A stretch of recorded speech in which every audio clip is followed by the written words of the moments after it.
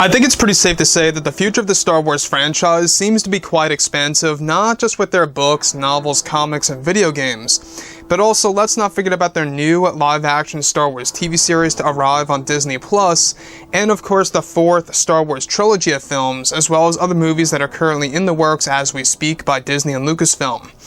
This is Mike Zero. Make sure to subscribe if you are new to the channel for future Star Wars content.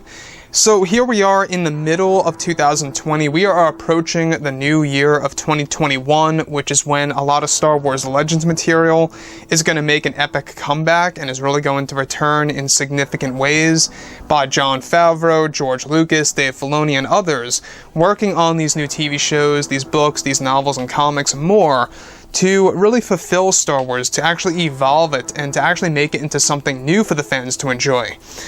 Now, the thing about all of this is that we do know that the very end of the Skywalker saga was a very messy production, right? The Rise of Skywalker had a lot of issues with the production, mainly due to the fact that Kathleen Kennedy was the one who initiated two different phases of reshoots. We are talking about the one that took place in both 2018 and 2019, that really changed how Episode 9 was as a film, and that she actually rejected any of Colin Trevorrow's work to be attached to this movie by J.J. Abrams. Now, with that being said, of course, we do know that a handful of characters had so much more potential if it weren't for Kathleen Kennedy. We are talking about Kylo Ren / Ben Solo, and even Emperor Palpatine and more. Speaking about Adam Driver, what's really intriguing about all of this is that now that the Skywalker saga is over, both Disney and Lucasfilm have been hard at work on developing their new Star Wars universe for the fans around the world to enjoy. Now, it's explained that Bob Iger and Bob Chapek are developing multiple plans in order to reunite the fans around the globe. It's noted, however, that during and after the premiere of The Rise of Skywalker, many interviews were given to the actors and actresses of the sequel trilogy movies, where at one point actor Adam Driver was questioned about Kathleen Kennedy. Adam Driver eventually was able to reveal that Kathleen Kennedy scrapped the idea of letting Ben Solo survive at the very end of Episode 9, and that was originally J.J. Abrams, and that how he wanted Ben Solo to survive after the Battle of Exegol. It's noted that Adam Driver went on to state that Kennedy later canceled this idea by J.J. Abrams to let Ben Solo survive, as she wanted to create a scenario where there was no going back to continue the Skywalker saga in the form of movies, as she wanted to move away from the Skywalkers forever. And that's one thing about Kathleen Kennedy, is that we do know that she really seemed to have this grudge against the Skywalkers, like Anakin, Luke, and so on and so forth, and that she really wanted nothing to do with them for the most part. And that she, of course, wanted to completely destroy some of the characters by, of course, director Rian Johnson. So, moving on, and that he as an actor wanted to experiment more with Ben Solo, Adam Driver. Not just that, but it was Kennedy's idea to make Ben Solo a silent character with no lines of dialogue for the most part, and that she cut the saber duel between Palpatine and Ben Solo because it resembled the prequel trilogy way too much.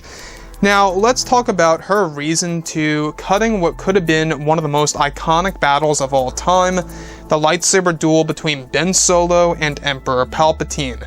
Kennedy's reason for deleting this is because it resembled the prequel trilogy way too much. I don't see an issue with that. I really don't. I don't understand why Kathleen Kennedy would think such a way. The prequels, say what you will about them, it has their ups and downs. But one thing I can be certain of saying is that it has by far one of the best lightsaber duels out there. That, of course, is between Anakin and Obi-Wan Kenobi on Mustafar. Or we could also reference, of course, the Duel of the Fates theme that went along with the battle between Maul, Kenobi, and Qui-Gon. Epic lightsaber duels that a lot of fans just really love, that are still beloved to this day. And I see no problems with them. In fact, if there's anything that's so great about the prequel trilogy, it's the lightsaber duels, without a doubt. Even in Attack of the Clones, which that movie, got a lot of criticism. Yoda and Count Dooku, amazing. Hands down amazing, and how it also included Anakin and Obi-Wan. So, I honestly do feel bad for Adam Driver. He went through a lot of training to get these scenes done and finished, and a lot of work was poured into this actual scene between Ian McDiarmid and Adam Driver to really get the ball rolling when it comes to Star Wars. And all Kathleen Kennedy really thought about doing this was to actually delete it because it resembled the prequel trilogy way too much, which I think is a very lame excuse and pretty much a pathetic, answer as to why she should actually extract it from the Star Wars movie. So, the last thing I just want to point out here real quick is that Ben Solo, I think, deserved more lines of dialogue. It was fine, I guess, that he was more of a silent character, but I think that more dialogue would have been more powerful. So, with that being said, guys, drop a comment below.